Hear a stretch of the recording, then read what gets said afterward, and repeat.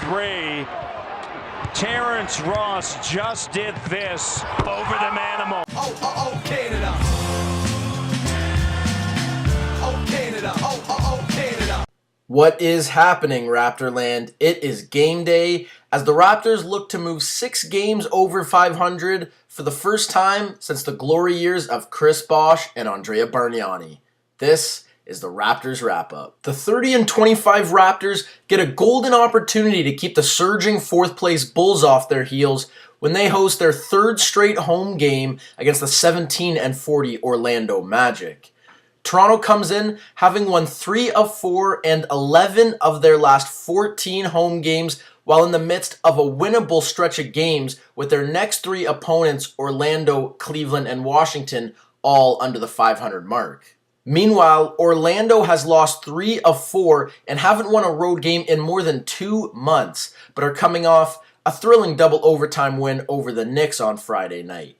Rookie Victor Oladipo posted a massive 30.9 rebound, 14 assist line, but unfortunately for the Magic, their best player, shooting guard Aaron Aflalo, went down with a sprained right ankle and will miss the game. The biggest mismatch comes at the point guard spot. With Aflalo injured, we'll be seeing a lot more of Jameer Nelson and E'Twaun Moore. At 32, Nelson is now a league average point guard at this point in his career, while Moore, a late second-round pick, is not a viable backup. This is a matchup that Lowry and the much taller Grievous Vasquez are sure to expose by attacking often and even looking to find their own shot. The first key matchup I wanted to look at is Nikola Vucevic versus Jonas Valanciunas. Another good test for Jonas, as Vucevic is an active, talented big man capable of putting up huge numbers. He's averaging close to 14 points, 11 rebounds, and a block per game this season, and often does play well against the Raps.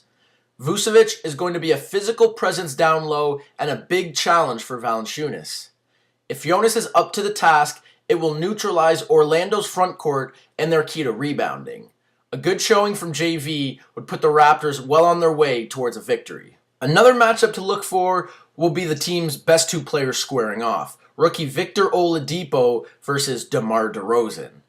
It's hard to say if this matchup will totally play itself out, as the Magic often go with a 3-guard lineup, but at the very least, I think Orlando will use their best perimeter defender in Oladipo to match the Raps' best offensive weapon in DeRozan. Oladipo has been the league's best rookie this season, averaging 14 points, 4 assists, and 4 rebounds, showing real flashes that he could be one of the better young guards in the league. He came into the league as a 2-guard, but Orlando's desire to get a high pick in the upcoming draft has seen them give Victor plenty of minutes running the point, and he's already turning into a viable combo guard that can defend both backcourt positions. He'll get a great learning opportunity going up against Lowry and DeRozan.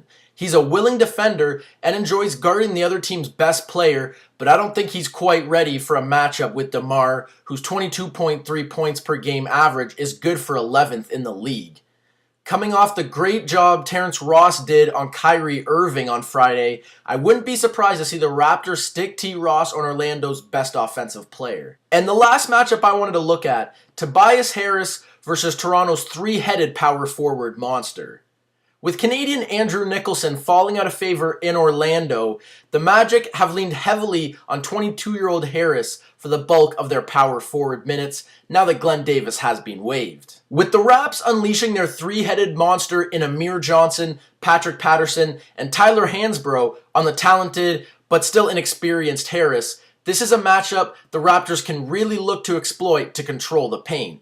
The Magic will also go to Kyle O'Quinn, but Orlando won't be able to match the talent, experience, and fresh legs that Toronto can roll out. With all that being said, I like the Raptors to take this one by double digits. The Magic have lost 14 road games in a row, just one shy from tying their all-time franchise record, and are going to be without their top player in Aflalo. Orlando simply can't match up with the Raps on either side of the ball. So that is going to do it for this edition of the Raptors Wrap-Up. Keep an eye out for a detailed breakdown of this game coming out on Monday. Don't forget to follow me on Twitter at Raptors Wrap-Up, where I'll be live tweeting tonight's game, as well as giving my thoughts on what's going on around the association. there's anything you'd like to see in this blog or have me talk about, let me know in the comments and I'll be sure to try and work it in.